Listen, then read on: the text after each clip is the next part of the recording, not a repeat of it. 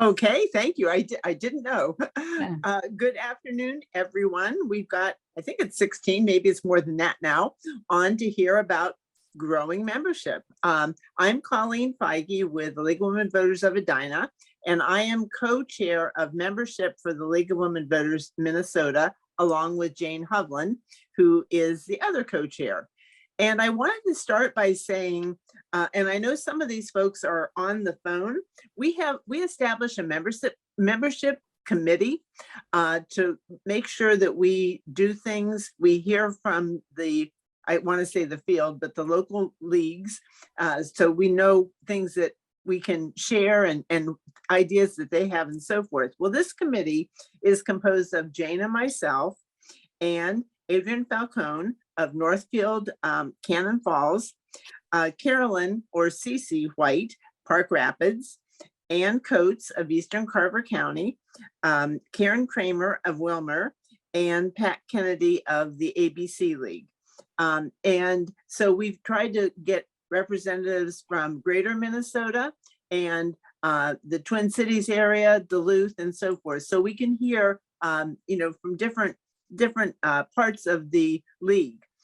So with that, Jane, I think I'll turn it over to you to start our January Jumpstart. Okay, so we entitled this for Success in Growing Membership, Think Like a Marketer. And to all of you who are marketers, I do apologize. My background is in psychology and healthcare, and there's a lot of marketing that goes on in that. It's a lot of it very informal, but marketing seems to be the thing that is a concept that has been successful with people in our league. So Colleen and I thought it would be really good to talk about it. Here are some goals in general for the January Jumpstart for you people who are identified as league leaders. We just want you to make sure that you're oriented to your roles and that you network with each other. So we're not going to talk all the time, and we want you to talk to each other. And then we'll try to answer questions for you after our presentation, maybe discuss some dilemmas that you have. But we also want to let you know about the resources that are available in the league. So how many of you are on membership committees? Okay, so a fair number of us are. So here are the goals for the League of Women Voters Membership Committee. The Minnesota overarching goals are to increase communication between LWV Minnesota and member leagues. And I know in the past that that's been problematic. And I think that staff people and leaders are trying to reach out more to people in local areas. I know that some of us who are in the hinterlands sometimes feel overlooked, but that's a big goal for our committee. We also want member leagues to develop and meet their own membership goals. Maybe you're in a league where 2 extra members would be just really a great acquisition. But to at least have some goals that you're striving to meet. And then we'd like to help leagues who have lost membership and might need additional support for growing membership or membership development. And then always build new leagues across the state. We don't want to lose any. So those are our goals on the membership committee. And the membership committee is also looking at those goals. So we may find some changes, maybe some additional. That's going to be the subject of our February meeting. Thank you. So as we move forward, Colleen and I have some goals for us today, and that's that you understand marketing principles and how they relate to nonprofits. A lot of time when we say marketing, we're thinking about a person who's going to sell us a car or sell us insurance, but there are specific organizations related to non-profit marketing. We really want you to think about one marketing challenge that you have experienced and try to analyze it in relation to the principles that we're going to present to you. So we're trying to create a framework so you can look at why it's tough or why you did such a great job marketing. And then we'll also ask you to identify your greatest need in relationship to marketing. And maybe we can start working on plans that might help you develop that. So what is nonprofit marketing? Well, marketing nonprofits is oriented to some specific strategies. The first is to support and amplify a group's mission. You know, it's not to go out and be independent of a group and pull all kinds of people together without, you know, amplifying League of Women Voters wherever you are. We certainly want to attract new members and keep existing members engaged. So that's another strategy, is how you do that. A third strategy is to enhance awareness and acceptance in communities using key messages. And I know that's been a problem in some parts of our state. I know that Michelle Whitty has luckily been available to address some of that in various places. We've written letters to the editor, or we've written counterpoints to some of the activities that were positive about enhancing awareness of what we do. And then another thing that we want to think about is how you enhance understanding of the brand of the League of Women Voters, because we do have a recognizable brand, and we have some elements of that are maybe not as emphasized as others. And then lastly, marketing means expanding a donor base. And you know, donations, going after donations sometimes is something that we don't want to do, or we're reluctant to do. But really, when you have members, they're your first kind of level of donors, and you have to keep that in mind as well. And you may even want to go after people who are not going to be as active as you in the league, but who have the ability to donate. Colleen, do you have some comments about that?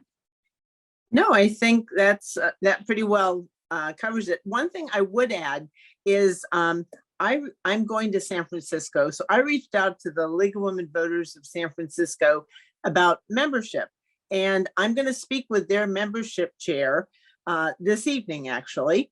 And what I noticed in their website is that their leadership is really quite young. I mean, they look like they're in their 20s, 30s, maybe. And I wanted to talk with them about how do you get more young people into the league.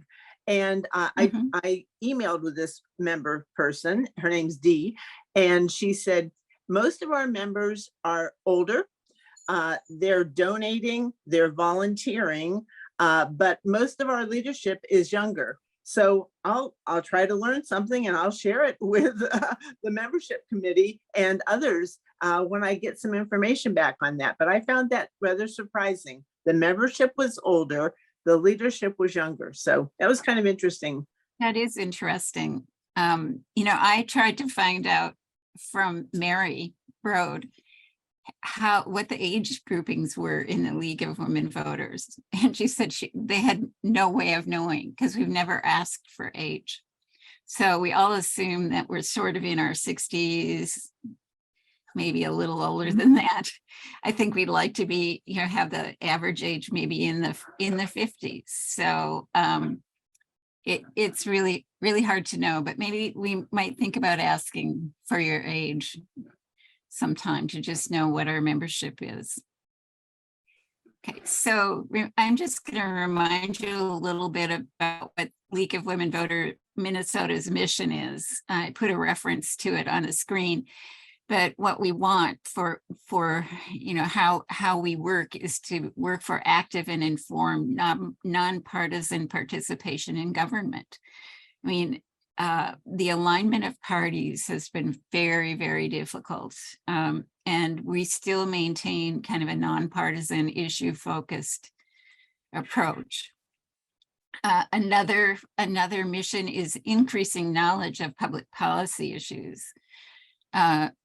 and that would be working to build a more perfect democracy.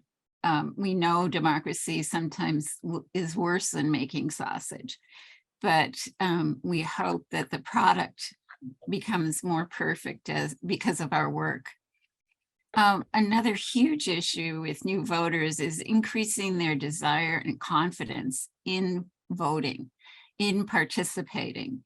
I've talked to 18 and 19-year-olds who are registered to vote but won't go because they first don't know where their poll is, don't know what the process is when they're there.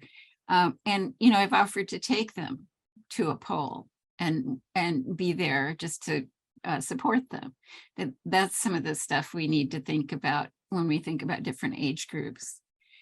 And then we certainly want to increase voters' knowledge. We want an informed electorate, not one who gets news from Twitter or social media, which has been a problem in the last 3 elections, presidential elections.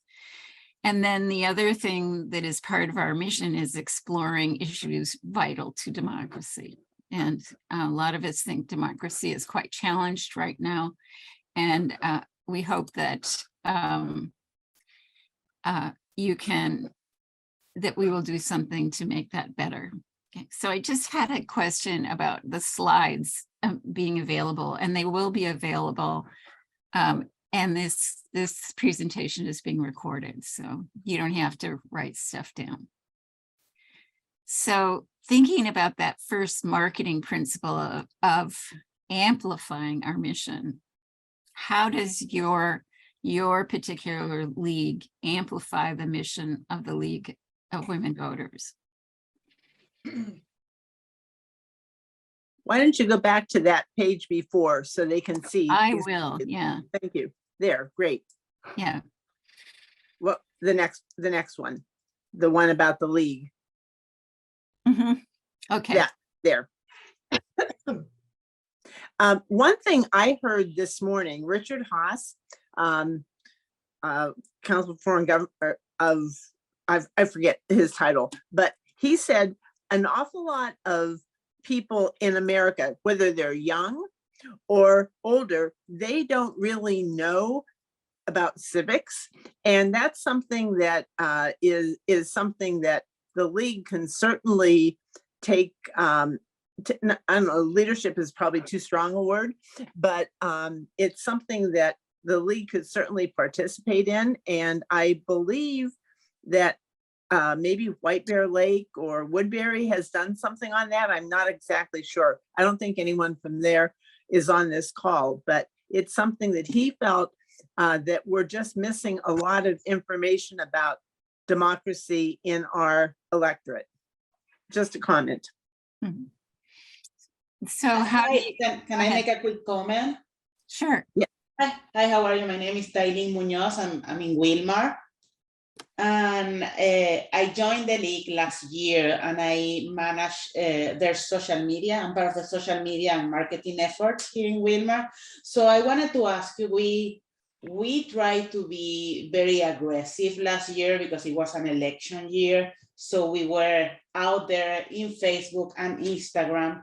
But how do you manage informing the community about issues, right? Like trying to do all this civic education and not crossing the line of partisanship? Because I noticed that is difficult sometimes. Like, do you do it sharing news articles? If it's like that, what do you use? The Star Tribune, the Washington Post? Because just using an outlet is already partisan sometimes. So what would be your advice regarding that? Colleen, do you have an idea? I have an idea too, so. Well, you go first, and I've thought Okay. of something, but you go first. There are nonpartisan centers that actually study issues. The Brennan Center is one of those. And there's I think it comes out twice a month, or if not weekly, a report on issues in the US and sort of what the Pew polling people say and how it's viewed in various parts of the country. And I think that's helpful, especially when someone says to me, well, everybody believes this. Well, everybody doesn't. I can't find one thing that everybody would believe, would sign on to. So that's very helpful. There's also a news digest in Minnesota. I forget what it's called, but that's another way of getting news that's from around the state. And of course, we hope that reporters are nonpartisan, but sometimes they're not. So, Darlene, I think that's a good question, and it's something that is really hard to work through.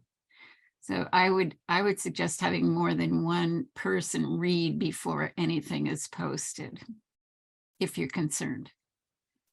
And Richard Haas said, you should certainly look at different posts. Don't just go to the New York Times or Fox News or whatever. Kind of look at the variety so that you see that, so you realize that not everybody believes whatever that position is. So that's good information too. On the other hand, we do have some issues that we have been very concerned about that tend to align us with a more moderate to maybe moderately liberal point of view. I have to say the Death with Dignity work that's being done right now in Minnesota, it comes from one of our adopting a position on death with dignity, and it's being pushed through by Democrats, not a lot of Republicans. We have issues on access to voting, which tend to look more liberal than they are conservative. Although if you're going to protect the Constitution, you operationalize it, and voting is one of those huge rights. So you just, you have to really think about the issue and decide if it's a political one or if it's one that you can sign on to. We have the how many of you have voted on the firearms paper in your leagues? That's another position that is controversial, and it tends to line up on the more liberal side of things than the more conservative side. So we're apolitical, non-aligned, but some of our positions make us look like we are. And in the chat, Catherine from White Bear Lake talks about a program on history of voting rights that they developed and shared with their schools. And then Ann Flynn from Fillmore City complimented Wilmer on their social media. And in Park Rapids, they have a committee write up information about voting and voting security, and the local newspaper printed them. I would say if you can certainly put things in chat, but you can also just raise your hand and comment online so we can hear directly from you. I'm only reading what the people put down, and thank you for putting those in there. Yeah, thank you very much. So let's move on. We got through that. Oops, I'm going backwards, of course. Okay, any other ways that your chapter amplifies the mission?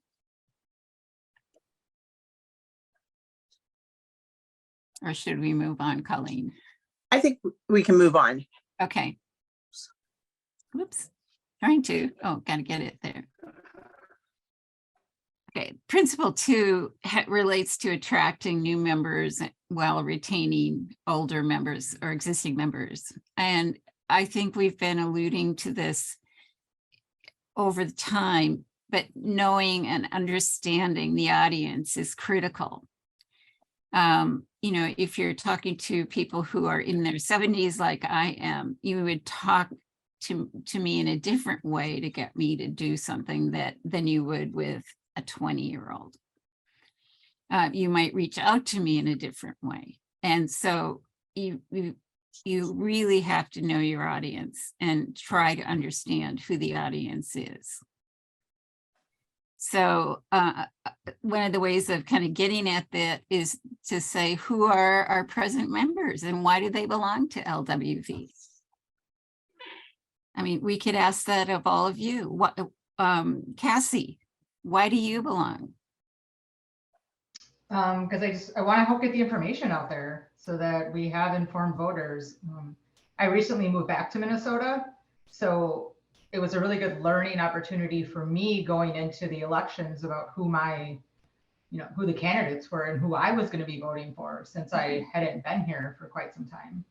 Mhm. Cassie, did you participate in League of Women Voters where you lived previously? I'm I just did curious. not know. I didn't Okay. know it was a thing. Oh, okay. Well, I found our chapter at the local farmers market. Well, Wonderful. welcome. It's Yep. good to have you here. Thank you. and Cassie, where are you located? I'm sorry. I don't I'm see in that. Winona. Okay, well, great. So there's a good tip for everybody too. Farmers markets, get out there is important to attract members like Cassie, new members like Cassie. Thank you. Mhm. So moving on, have a plan for reaching out to different age groups that includes multiple strategies for reaching groups or potential members. I mean, I can tell you that for years, the League of Women Voters had a table in a park that's about 3 blocks from my house. And I never stopped by the table. They were two women just sitting behind tables with brochures on them, and they were chatting with each other. They weren't interested really in registering people or any of those other things. So, it's good to be places, but then you have to have a strategy for how you're going to use your time to reach out to people. We had a little debate on the board before Colleen came, that our executive director thought we should have a llama, a cutout of a llama that kids could put their heads into. And the llama would be called Voting Violet, meaning a blending of red and blue. And that it could go to fairs and things. Well, I thought that was a good idea, but a lot of people didn't think so. And may have been a little bit concerned when she was first proposed to be a costume for someone to wear. But there are, when they have had things for kids at tables, the moms and dads come along. So you really have to think about what some of your strategies are going to be. And then what are the preferred methods of communication for some of your target groups? How many of you think it's Twitter? No. How many of you think it's Instagram? Don't know. Maybe. I think Instagram is huge. We have, at least in Wilmar, last year before the election, Mhm. the youth engagement group, we have a couple of girls that helped us from the high school, and they were always liking everything we did on Instagram, and I send them stuff to ask them, what do you think about that? So I think Instagram, they use also a Snapchat, but I said, I'm 42, I'm not big with Snapchat, I can handle Instagram and Facebook. but I think Instagram does help to attract younger membership. I think, I don't know. We have this year, that's what we want. We want to explore how to use the social media that we built last year for the election for membership. So that's why I joined this today. But I think Instagram will be something to explore for a younger target. Yeah. Mhm. Also, getting a younger member, recruiting a younger member to join the league will also bring some of their friends. They can also perhaps attract some of their friends to join as well. Yeah. And that was something I hadn't thought much about really, but the San Francisco person, I said, how did you get so many young people in your leadership roles? She said, well, the president was young, and then she brought all these people with her. So, she didn't recruit, well, I don't know, maybe she recruited them, but they just were attracted because there were some people like them in the group. And so I think that's another thing, that getting, whether they're high school or, in college or whatever, it's a good way to get more young folks involved. Yeah.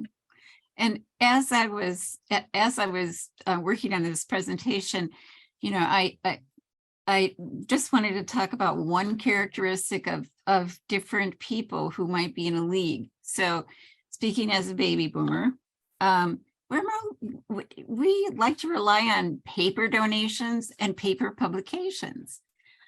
We may be more expensive to have in a league. How many of you still get a newspaper, a regular newspaper? Yeah. Yep, I do. You like the feel and the smell and the rustle and all of those things related to the paper, and it's part of your reading tradition. How many read on a laptop or computer? I do too. Yeah, I mean, good luck for you. Good luck. You know, I think that's great, but you're probably a lot younger than I am. So the other thing about boomers is that they're more likely to quit an organization if they think it hasn't lived up to its values. So, you know, somebody gets ticked off about something in the community that they don't think LWV has handled well, and they're gone. You know, it's hello. See ya. So then if you think about Gen Z and millennials, they are most likely to research an organization online. Somebody needs to take their mic off. I'm going to mute. Oh, okay. Okay, thank you. Let's see. Are we back on? I muted Colleen. Sorry, Colleen. Could you unmute yourself, Colleen? That's okay. We'll Yeah. just unmute everybody when you're done with this little presentation. Yeah, So they can okay. comment. Thank you. So then thinking about Gen Z 9 to 24, I mean, I would love to have teenagers in our office because they're good volunteers and they get excited about stuff and they know how to decorate from being in school. Millennials, both these groups are more likely to research an organization online before linking with it. So it's not going to be a person-to-person contact. It's going to be something, you know, that's distant from them. And then the thing that saddened me about people in Gen X was that they were more interested in supporting wildlife conservation and environmental issues than those actions of non-aligned political groups as they might see us.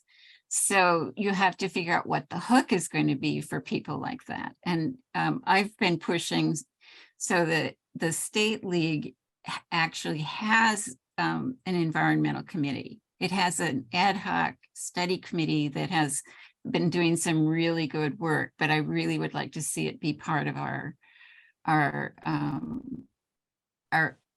general committees that we have at the league. So comments or questions about that piece? Just unmute everybody. I think they have to unmute themselves. Oh, do they? Okay. Yeah. I thought you could unmute them all. No, I can't. Let me Okay. see.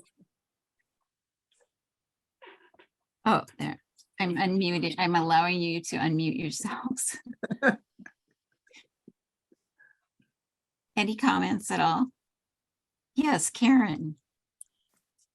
Our experience is that most of our members have particular issues that they are very interested in, and that's how they want to use the league or be in league to support those issues. But we struggle to get younger members, even though we do have a Facebook page and an Instagram account and a Twitter account. So I am still confused about how we can recruit younger members. Well, you also have a university, Karen. Oh, And yes. And that may be a good place to show up in lots of different ways, you know, instead not relying on them to reach out to see it on social media, but recruiting there. And, you know, now that you're number one in the country for hockey, I mean, what the heck? You know, that might be a good thing to tie it to somehow. I don't know what it would be. We did voter registration before a hockey game. Good for you. That's exactly that sort of thing. Showing up is oftentimes helpful. Like at the hockey game where there's going to be a lot of people of all ages, and to register voters and so forth, and just see if people are interested in the league, or let them know what the league does if they don't know about it. Thank you. That's a really good point. And tell me where you were from, Karen. St. Cloud. Okay. So we'll be monitoring you. See how you do it at those hockey games. Maybe we'll skate, huh? I wanted to just show you some examples of recruitment and types of recruitment that we can use. And Colleen organized the first one, so I'm hoping she'll talk about that. We had a meet and greet with our legislators, and for the first time in decades, Edina has 4 legislators at St. Paul because of redistricting. And so we invited the community, and we had 80 people show up, which out of roughly 50,000, that's not a lot, but it was a lot. And most of them were not league members. I would say generally they were probably in their 50s, 60s, but they had lots of good questions, and all of our legislators were there, and it was just nice. We got some publicity from them, and these are, of course, elected legislators, so it was not an issue.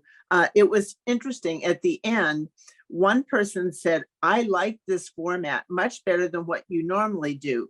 And I said to him, "Well, thank you, but you're probably talking about a candidate forum, and there are very strong prescriptions on how you handle candidate forums, and this is not one of those."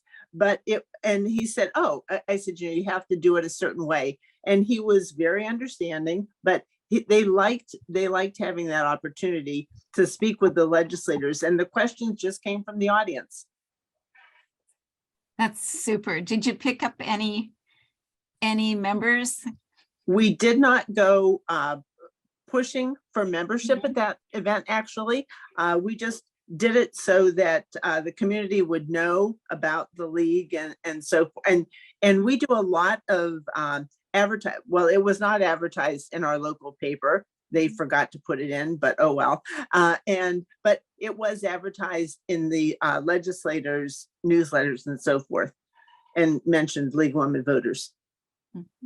So at the committee level, we heard from Wilmer and the amount of work they did during the summer, turning up for everything, wearing hot pink League of Women Voter t-shirts.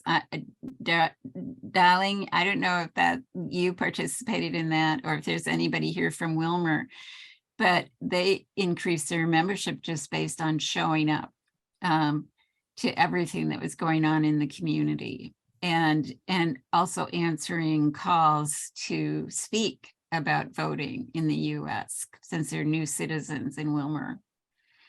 And then in Duluth, Anita Geel, who is our membership chair, has organized a little dog and pony show that has been going to the senior center. And of course we have wine, and because most seniors like wine if they're not in recovery. And we've had great meetings, and we've captured a few new members at each of those events. We have one coming up that is a shared meeting with the NAACP, and we're going to be watching a movie about the Black experience in Duluth. So, figure out who you can network with, and be prepared to, say why you're there and what the League of Women Voters does. So what about some of your efforts? I know you all have worked hard. Some people are having trouble unmuting themselves, so they put something in the chat. So let me just read that. And I don't know, I'm not sure how to tell you to unmute your computer. I'm sorry. But now it worked. It worked? Okay, well, Catherine from Catherine Rosman Holt, Wondering if there were any problem questions from the community. I guess that might be a question for me to answer, and there really weren't. They were very reasonable. People were very civil in their questions, and the questions were generally given to all of the legislators. And sometimes one legislator would have one position and another. One thing they did say, that one legislator said, we need to hear from you, how you feel about things that we are going to vote on. I don't care. And she said, I don't care if you agree with my position or disagree. I want to hear from you. So that is good for us when we go into the vote. So that was a bit of information that we gleaned from them. Cece, I think you had a comment. Yeah, I was just going to say what we're trying to do is, since we have an election year and then we have sort of a bye year where there isn't any elections that we run forums for, we're picking one issue, and this year it's childcare, and we're hoping that aims at a younger audience so that they see what we're trying to do, and having 2 programs on it in the spring. Wonderful. And I don't know what will happen when we try to put things out on Facebook. No, maybe 8 of my members are even on Facebook. I don't know many people that live in the area that aren't. The ones that are on Facebook are all of the lake people that I know, and they're not here in the summer, except in the summer. So it's real strange, and I don't know anything about Instagrams, and I keep trying to find a young person that will teach me or something. I've had no luck. Well, I'm wondering if there are people in our group who would volunteer to have like a telephone call with you. Yeah, part of my thinking was that if I could get somebody local, that they would know, because how do I know how many people in Park Rapids area or Hubbard County are on Instagram or Facebook? Yeah, you will need to, do you have an account, an Instagram account already? Do you open it? I haven't tried that yet. Yeah, if you do that, then you need to start posting, and then you have to grow your public. I mean, you have to start posting and tell everyone. What we did here in Wilmar, one of the meetings last year, we presented the information to our membership. Like a lot of our members, they didn't know how to use Facebook. They didn't have an Instagram account. And because we started with the project last year, one of the meetings was just about this, like social media and how you can like us on Facebook, how you can share our page. So basically it's teaching everyone in membership about your efforts in social media, and then go from there. Then you start posting, and you have to have someone with the rights to post and manage the content. So yeah, it is a project for the chapter. I would say we are 3 people in here that work on that. So yeah, it's how to connect with the local community, and if they're using Facebook. We are on Facebook and we get some things, but we get more likes and looks from other leagues and things like that, and not people that are local. So one of the things that I discovered from having both a Facebook and an Instagram account is that they are brother and sister. So the format is just different. So Instagram is designed to be visual and with very few comments, whereas Facebook is visual and can contain quite a bit of text, depending on what the group is doing. So I heard Daling say that you'd need to get an Instagram account. And I really do think perhaps that League of Women Voters Minnesota might be able to provide some technical support for you. Oh, yeah. And I'm sure if I just get into the account, I guess part of my mind is it worth it? Because I don't hear many people talking about using it in this area.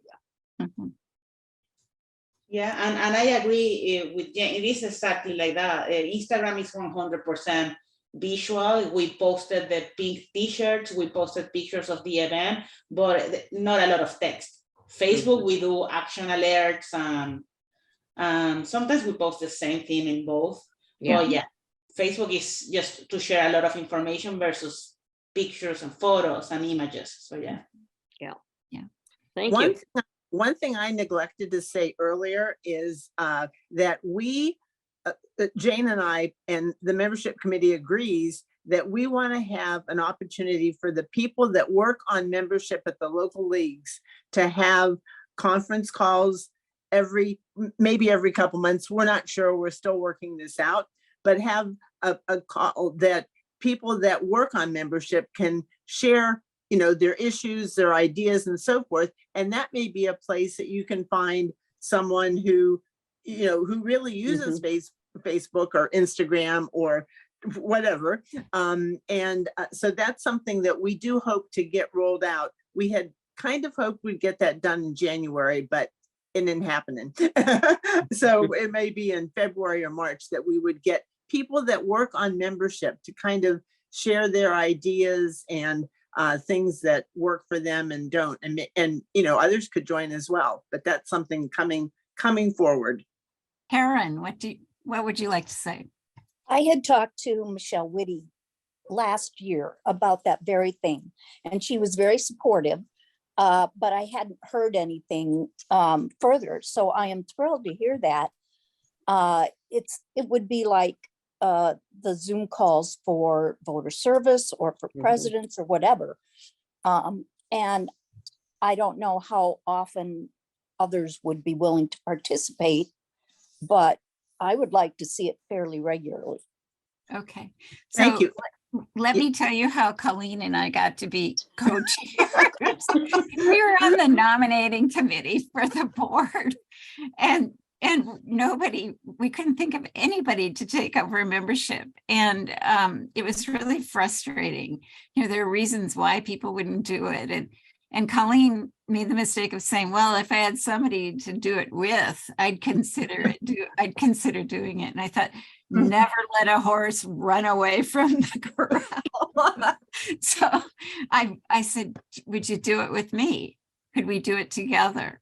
So don't think it's a one horse show. There's a whole herd of horses willing to get involved in stuff. And we're very willing and want to listen to your ideas and your thoughts and your comments and your, pro or con.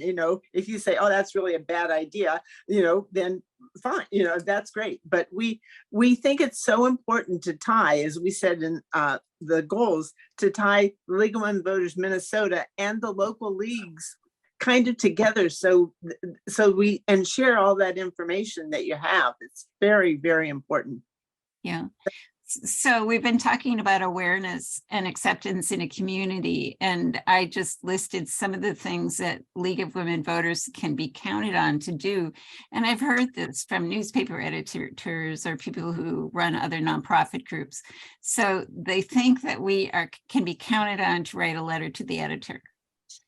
They like the Observer Corps, the candidate forums. They like it if we speak for or against issues on local, regional, and state governmental bodies. And for instance, in Duluth, we wanted to get a plastic bag reduction ordinance in place. And so a lot of the league members joined a committee called Bag It Duluth. And we had to go and testify at the city council about environmental concerns. So, and we identified ourselves as members of the League of Women Voters. Scholarships for high school students who are going to college, and raising money for that is a way that some groups increase their profile. Helping out at mission-related events, citizenship ceremonies, meet the legislator events. What other things have you done?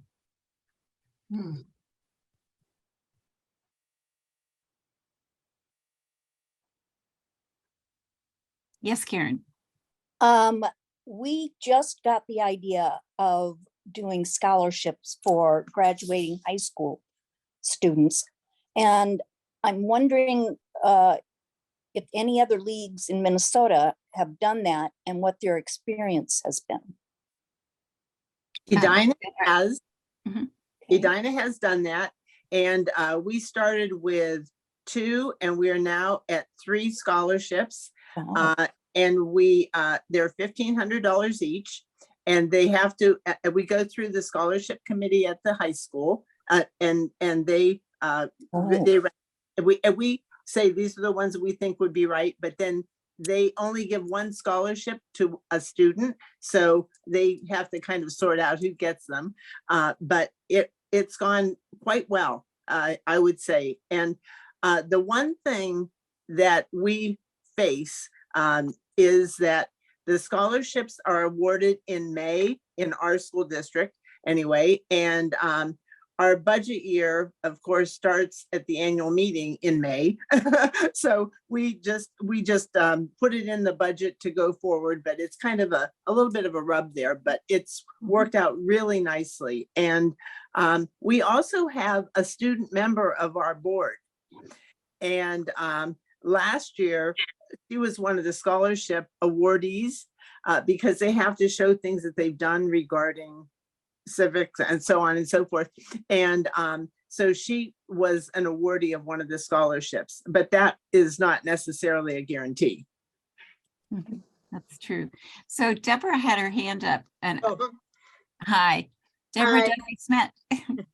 hello. Now, one thing that's missing from the list that I think we all do is we all hold events to educate the public on things, Mhm. whether it's voting rights or what have you. And we have during a non-election year, Mhm. we have a lot of those. The election years are usually taken up by candidate forums, but the off years is when we have quite a few programs on that, different things.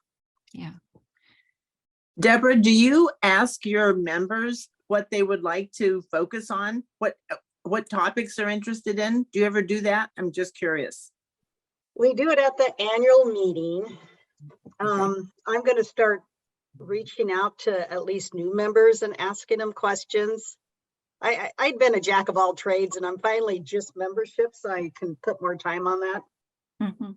But we do it some, probably not as much as we should, but we have a lot of members on our committees now. Our league's we got some good leadership in, and we got some strong committees. Amy Cockett, you might know her, is Mhm. leading our program committee. And I think, I don't know how many people are on that. I think there's a few. You're in Rochester, I assume? Yeah, Yeah. Okay. Since you said Debbie Crockett, I'm like, must be Amy, right. Yeah. Amy Cockett, yeah. Yeah. Excuse me, yeah. We Um, recently had a few members that have joined the state board too, which we haven't had for a while. So of the people who feel they have a small handle on social media, how many would be interested in maybe doing some a one-to-one chat with somebody who, league member who has a difficult time?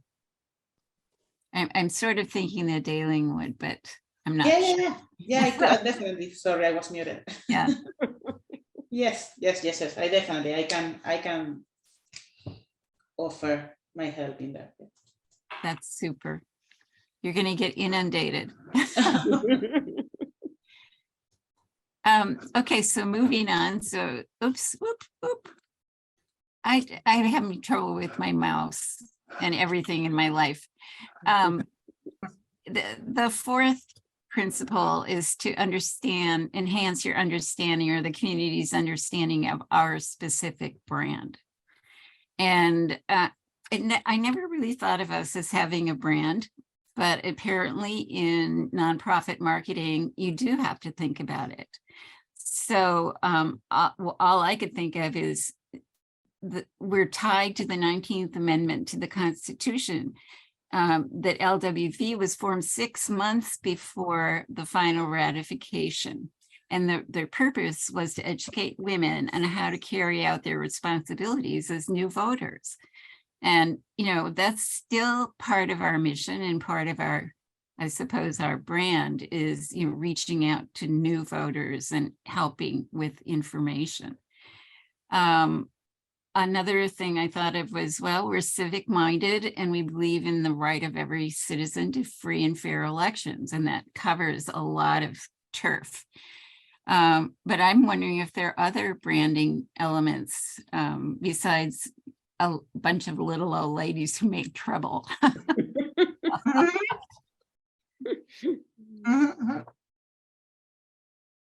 Well, we try hard to emphasize the nonpartisan part of what we do. It's not always believed, but that was always a big part of our brand.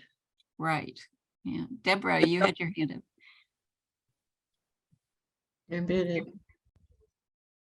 I think we can continue with nonpartisan because we do go by the rules to be nonpartisan. I think a big thing with their brand is the use of LWV versus League of Women Voters. I strongly advocate that we just go with LWV because we're cutting off half the population.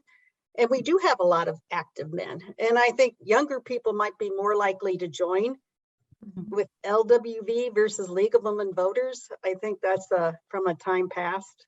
I know older, some people don't agree because they've been in the league for a long time and they go, no, it's League of Women Voters. But I think we need, and this is more of a national issue, go with one or the other and stick with it.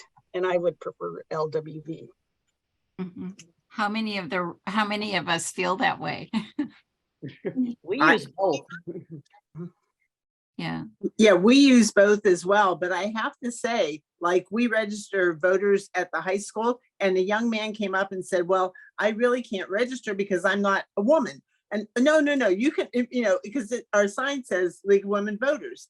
And I think that's a great idea, Deborah, just sticking with LWV. That will be a hard sell, I would expect, to get it across the whole country. But I think it's a very, very smart idea because women, it's important clearly in the 1920s and still is important, obviously, but we don't want to, disenfranchise anybody that's not. So, yeah. Right. I agree. My only question would be, because when we had these pink t-shirts and we have stickers that like it was really women centric, right? And people really loved it. But then I agree that LWV is more inclusive and you have more people just probably approaching you. I just don't know how to balance that. Like I found out last year in some events that, women were like fired up. They really like the women voter part. But then I also found out at the high school that some kids were like, oh, it's women voters. So Yeah. I had the same thing.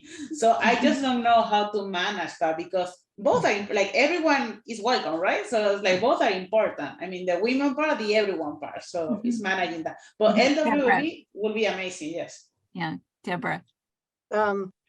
We can still focus on women's issues because that's our roots, but I just think LWV is more inclusive.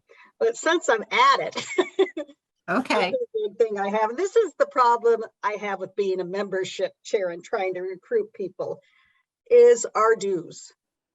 We want to be diversified. We want to be, open to everybody, and we're not. We had a candidate at one of the candidate forums that wanted to join, and she said, no, it's too expensive. Even with our limited is like half as much. But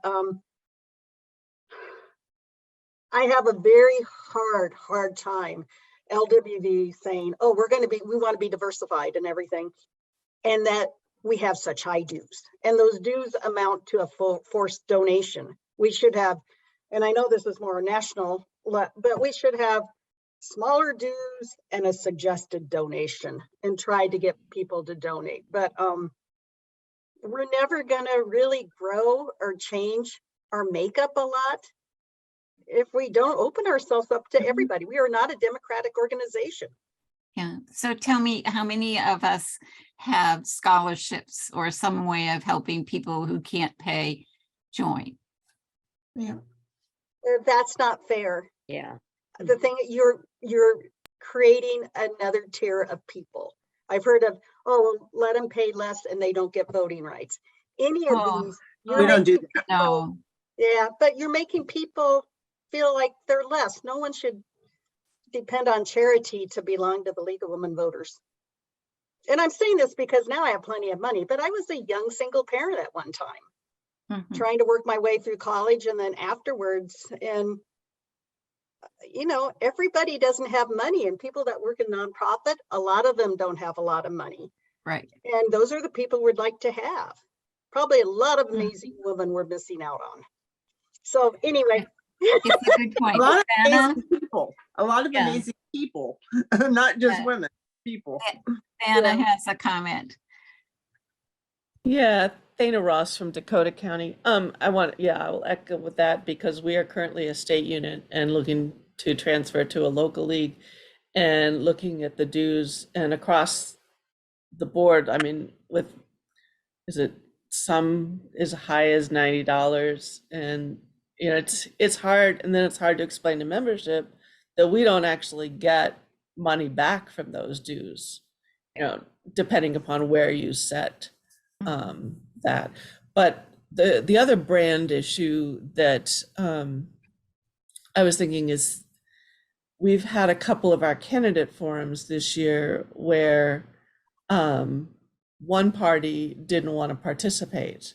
So our candidate forums were towards the progressive side. So Wasn't there a statement that was read about the candidate who refused to participate? yeah, we do. Yes, there is. Everybody was invited. We talk about that when we do the candidate forum. I just wondered, it has always been such a strength of the league that people wanted to do our candidate forums because of our fairness. But now the league seems to be getting targeted a little bit on the progressive side as being progressive, that some candidates don't want to participate. Mhm.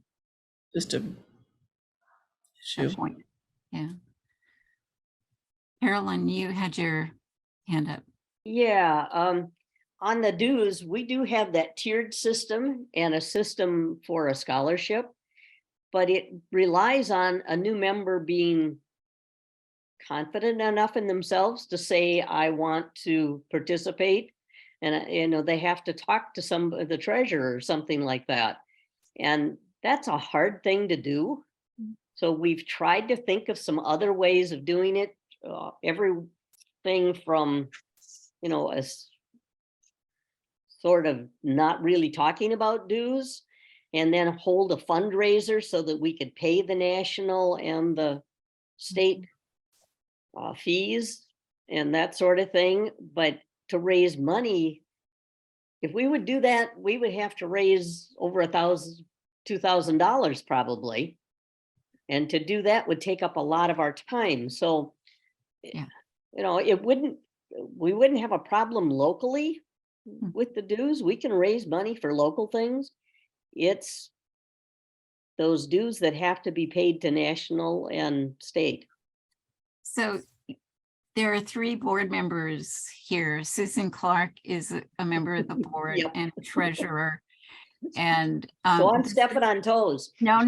This No, is no. something that the 3 of us will take back and ask for a discussion about, Yeah. because And it would it's open affecting things up. membership. Yeah. And also, there is going to be a change. And Susan, I actually thought of asking you about this before. There's going to be a change coming up on how money gets distributed between national, state, and local.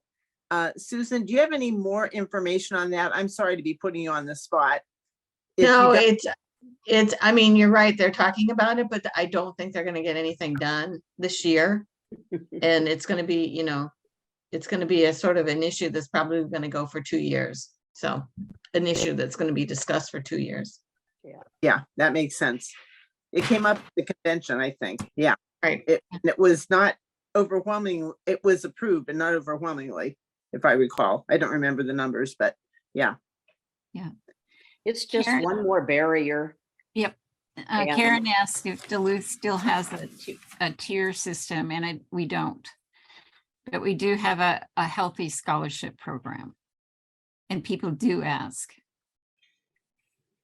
And we Okay. don't that a scholarship, we call it a grant, just so you know, because having our high school scholarships and then scholarships for members that need the assistance or whatever you want to call it, we call that a grant. So and we don't have a lot of people asking, but we had one just within the last couple months.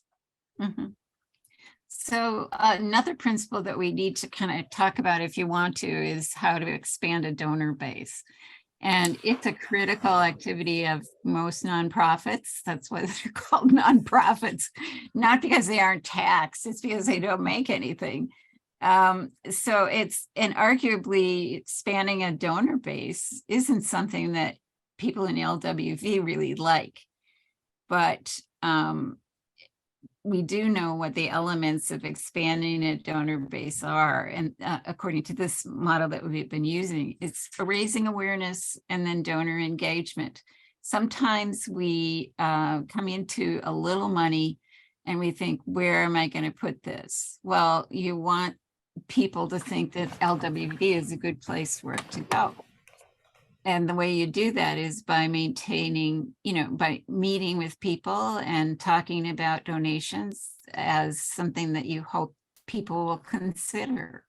I used to be chair of the symphony in Duluth, and my businessmen had a very hard time asking for money. The people who could ask for money were women like me who just thought, we have to do this. It's something you have to do, like making lunch, breakfast, lunch, and dinner, and getting the house arranged, things like that. It was more practical for us to do it, and we were really good at it. So, find somebody who's really good at it and kind of ask them to have a special role, just talking about donations. Another thing that's really important is giving information the way people like to receive it. And the kind of information you might give is about your activities and financial needs. We had donations for grants or scholarships based on talking about it. It didn't happen just out of the blue. Maintaining a connection with donors. What I'd say is be selective. They may be interested in supporting citizenship ceremonies, for example. And if that's the case, talk about citizenship. Don't talk to them about the state legislature. If they are interested in civics education, and that becomes more of a school board issue, but just hear people where they're at. Ask donors to recommend new donors to you. I was interviewed at the local public television station, and the last question the interviewee asked me is, who do you know who could give big money to WDSC? And I could rattle off people that I had a casual acquaintanceship with, and longevity in the community. And I think you have people like that within your leagues who really know where money sits and maybe how to shake the tree a little bit. So anybody else have some suggestions about that? It's that thing we don't like to talk about. All right, so lastly, evaluate your marketing plan and your efforts against the goal. So if your goal was to get a 1% increase in membership, did it happen? And if it did, blow your horn. Really, talk it up, because it makes people think that you're a growing organization. If you want that increase to be among 30 to 50-year-olds, was it? It's one thing to add a 92-year-old who moves from California to the League of Women Voters. That's another thing to add a 35-year-old. Okay. And then part of the evaluation should be which strategies that you employed seem to work best with which groups, and keep a record of that.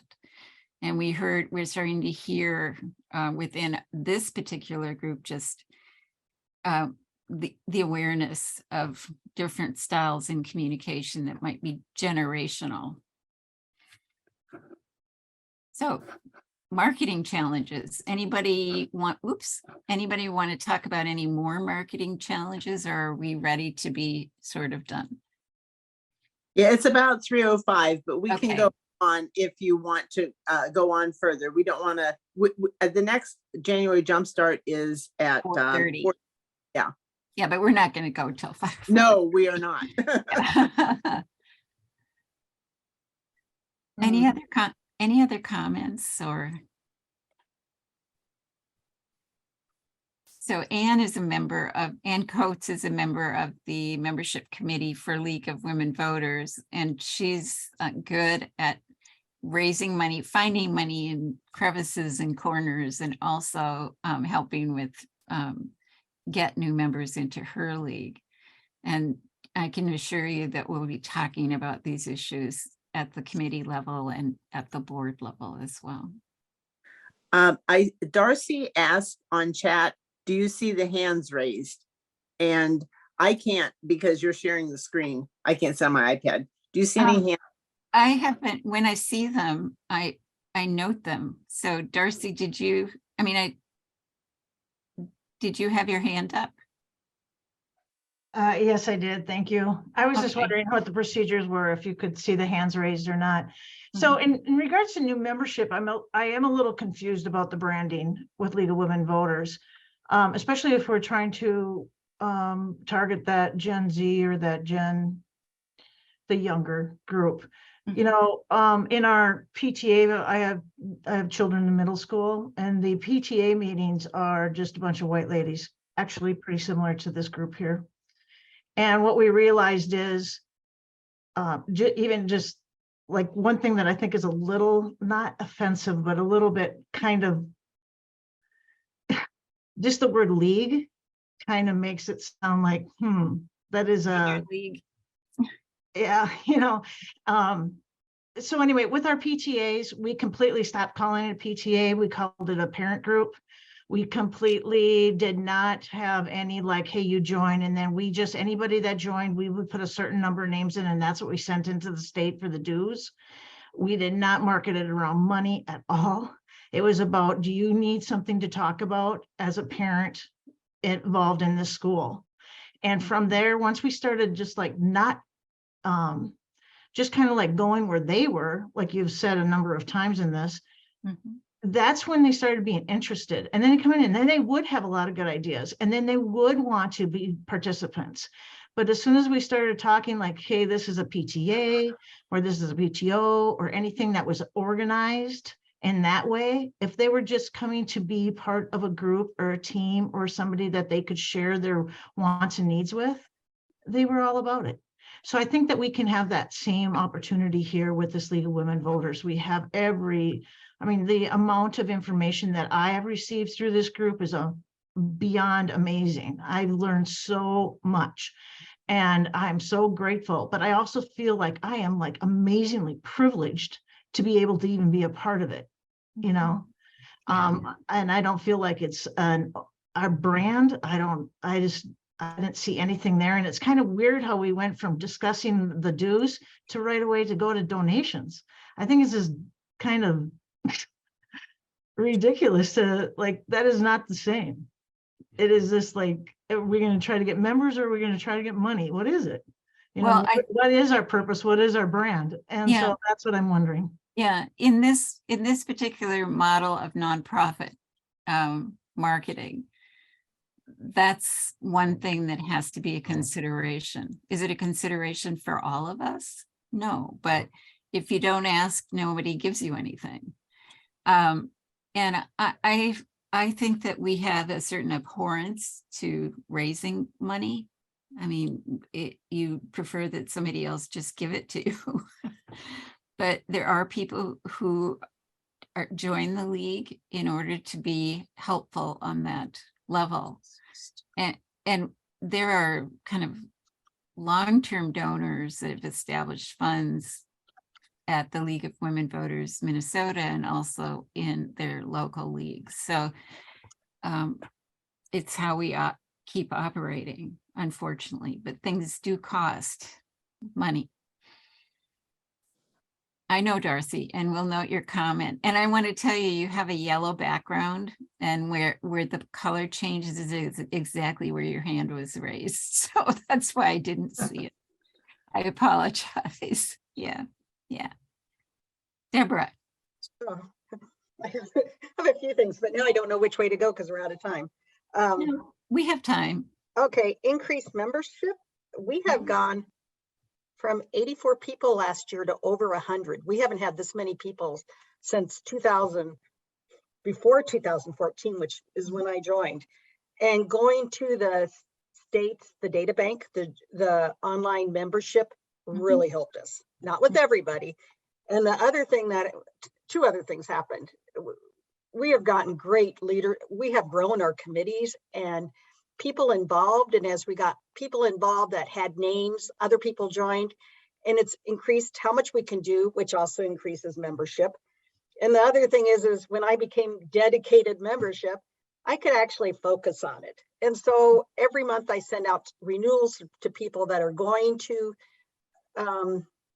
expire or expired. We've also gone to a rolling membership year, by the way. But reaching out every month through emails, and at the most I do 2 letters and then phone calls. I think all those things have really helped us. I was amazed at, and we got a bunch of new members. So go figure. So that's one thing. But the other thing, and I don't know if you want to touch on it here or where, I actually have 3 things. So we've been charging students. I didn't know they were free, and a lot of them are household members. And our treasurer brought it up. It came up at the treasurer meeting just before this one, I guess. But I don't know what to do. Is a student free, completely free, state and national? That's up to you. But Because let me think.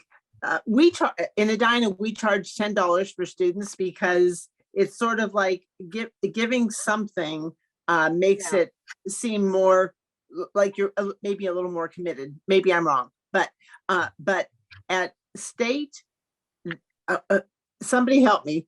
Susan, maybe you know, or Jane, for national, they're not charged, I don't believe, but at state, I think they are. We're charged a PMP for that. Is that correct?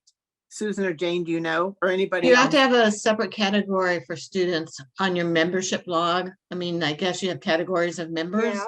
And they have to be separate to be the substantial, it's sort of like you want to designate somebody to be a student. So if they if they say student, do they have to pay? I know they don't have to pay national dues. Do they have to pay state dues? Yes. PMP, yes. Okay, so at the treasurer's thing, I think they said they didn't have to pay state dues. Okay, so Well, that's a question we can work on. And in our case, we just take it out of our funds, that difference between what the PMP is for state and the $10 we get from the student. We just absorb that, so to speak. Okay, and I think we charge 32, which covers state. No. State, huh? Well, no, I mean, students are supposed to be special, they're supposed to be half of what the extra amount is. And so it's $27, I think, at the state. And so it's only $13.50 for students. Oh. If you have a special designation on their membership. Yeah, we do, but they haven't been we haven't really advertised it. And so they've been signing up as additional household members. And the thing is even though you do, so if we would start advertising it more, if that student is also a member of a household, they can just be coded as student at the national level, right? I don't think they have a household student. So they're spending extra money on postage, everybody is, that they shouldn't have to, but that's another thing. I think Susan has a different answer. I think Susan has a different answer to that, Deborah. Well, no, I mean, as long as they're coded as the membership is coded as a student, they are charged the same thing as if they were an additional, a member of a family. But again, when we finally get the student members in state, not to have to pay membership, because some states have not said they're not going to do that, then the student category would be free. So right now, what, if I had a student, what would the PMP be? Half a state Half a state. and no national. Mhm. And Mary's is a really good person to answer some of those questions. Not about money, but I do know, as a result of some discussion that took place earlier today at the Treasurers 101, I know that the next time Amy and Bridget, Amy Perna, the Associate Director, and Bridget, the finance person, are together, they're going to discuss this and try and sort of clarify this question, because you're not the only person who had it. It'd be nice if that happened sooner than later, because I think for us to decrease any dues, it has to go in front of our membership at the annual meeting. Well, I think the next time they're going to be in the office together is Friday, so I'm thinking it's going to be pretty soon. Okay, and then they're to alert the treasurers, or? Okay. No, I mean, this category would be, you'd notify membership. They're the ones who assign categories to people. Probably notify everybody. Everybody. Colleen, you're going to be in San Francisco, right? Thank goodness. Then I got one more question. Okay, go for it, Deborah. So, because we've gone back and forth on this one. So we have our distribution list. When someone joins online or fills out their brochure, do we have to ask their permission to put them on our distribution list? Because that doesn't work for us, or hasn't. Well, or do we need to tell them they're going on a distribution list? What is there something legally we have to do? MailChimp, you're supposed to have permission. Right. I take it no one's thought about this one. Well, It it's like opting in or opting out. It's Yeah, almost. it came up with a group that I was in, and they just announced every time they were, at an event and taking names. It's like, we're putting your email address on this list, so don't give it to us if you don't want to be on the list. And I kind of think that's the same thing with the league, because they do have options to unsubscribe to any of those Right. power mails. And Yeah. they're giving you their email address. If they don't want to get email, you'd think they wouldn't put that information Okay, down. so you think it's implicit when they, okay. I think so, especially if there weren't an unsubscribe button at the bottom of every email that's sent out, I'd think differently, but Does that help you, Deborah? Actually, it does, because the person that was in MailChimp said, no, you have to ask them, but then emails are a main way of communicating, that and Facebook, but if they don't get emails, they miss out on so much, And They it's at do. the state and national level. I think they're automatically added on when we put them on the rosters. Mhm. Yeah, They do you've miss out. already asked them for their email when they put their name on the list. Yeah, and for national, we have to have their email. Yeah. Otherwise, you got to make up one when you add them in. Mhm. right. Okay. Thank you. Great questions, Deborah. It sounds like you need to be on a state membership committee at some point. in Right, time. exactly. I thought Up the same until now, thing. I haven't had time. Now I finally. Yes, good for you. But We don't want to wear you out. at least you have to be on the calls with the membership folks. Yeah, I'll start. That'll working be on great. those. Yeah. Well, any other questions or concerns? And thank you for letting us run over time and for all your great questions and Yeah. concerns and Appreciate everything. it. Yeah.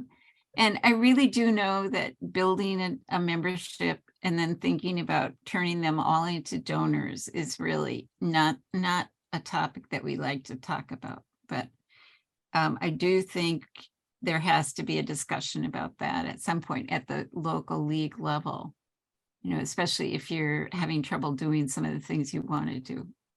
I think scholarships are examples of using donors. and they do a good thing in the community. So it's sort of weighing which one you want to do. Thank you for being here. Thank you for putting Thank this you. on. And thank you, Cece and Ann, for participating in the membership committee. It's great. Yeah, Thank yeah. you so, and to all of you for what you do to make League work really well.